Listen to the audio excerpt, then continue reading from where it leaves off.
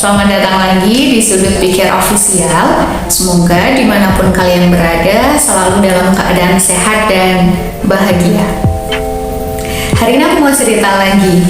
Perasaan cerita terus ya, tapi semoga teman-teman gak bosan dengerin cerita dari aku. Jadi beberapa waktu lalu ada satu pesan masuk di Instagram Sudut Pikir. Ada seseorang yang menyampaikan unek-uneknya. Katanya ternyata menjadi seorang guru itu harus pintar mengolah rasa ya. Karena ketika kita lagi bad mood, kita harus tetap stay senyum manis. Nah, menarik banget ya.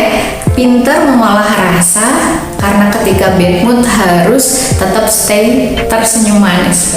Teman-teman setuju gak sih sama pernyataan tadi? Kalau misalnya setuju, coba tulis di kolom komentar. Terus kenapa sih kok kalian setuju? Kalau dari aku, oh iya sebelumnya aku mau disclaimer dulu. Aku bukan ahli pendidik, aku bukan ahli pendidikan, tapi mau sedikit cerita berdasarkan pengalaman pribadi. Aku setuju banget sama pernyataan yang tadi, dan aku pernah juga ada pada satu hari aku sedang merasa gagal dan rasanya tuh nggak pengen ketemu sama orang, apalagi ketemu orang banyak karena lagi merasa gagal, karena ketika itu ada satu impian yang belum bisa tercapai. Terus ketika itu yang aku lakukan adalah ketika sudah masuk di dalam kelas, aku coba buka diskusi.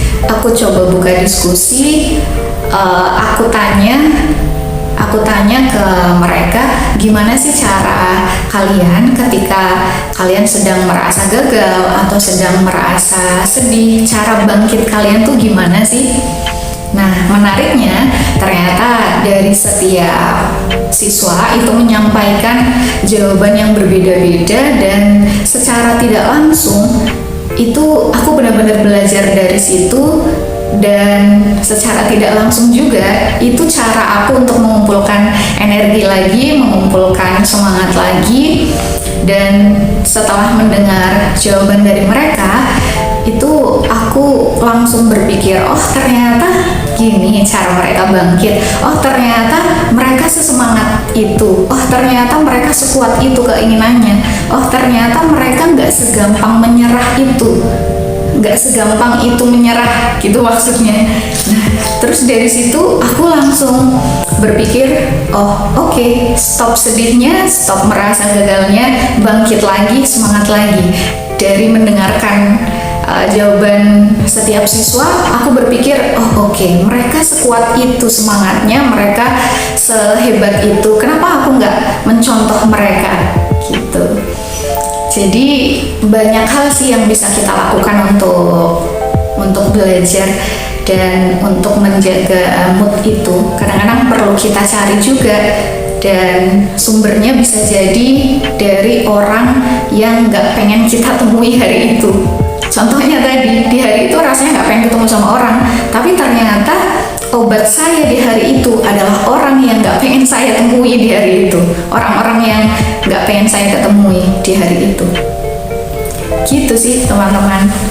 Terus sebelum aku akhiri video ini, aku mau bacain 3 quotes yang mungkin bisa menginspirasi dan menyemangati teman-teman. Yang pertama, ini ada quotes anonim. Kata-katanya gini, masa depan dunia ada di kelas saya hari ini. Nah, ini menarik banget sih. Masa depan dunia ada di kelas saya hari ini. Mungkin di luar sana ada yang berpikir, emang ngajarin apa sih? Emang seberpengaruh itu ya ngajarnya gitu. Nah, kalau menurutku sih ibaratnya gini, uang 1 miliar kurang 1 rupiah aja, itu kan nggak jadi 1 miliar. Artinya sekecil apapun dampak, kalau itu positif, ya namanya tetap aja dampak dan itu bermanfaat gitu. Itu yang pertama. Terus yang kedua, ini menarik juga, ini bagus banget sih.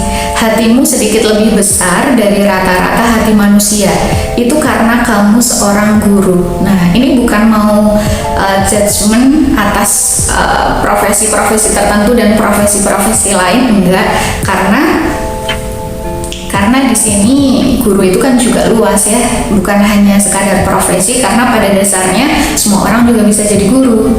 Tapi kalau dari quotes ini yang bisa aku tangkap adalah dari situ sudah ada hal spesial ketika kita menjadi seorang guru, berarti sudah cetakannya nih, diaturnya nih, hatinya nih sedikit lebih besar, karena di situ tantangannya harus bertemu banyak orang dan harus pintar mengolah rasa, kayak yang disampaikan tadi salah satu teman di sudut pikir.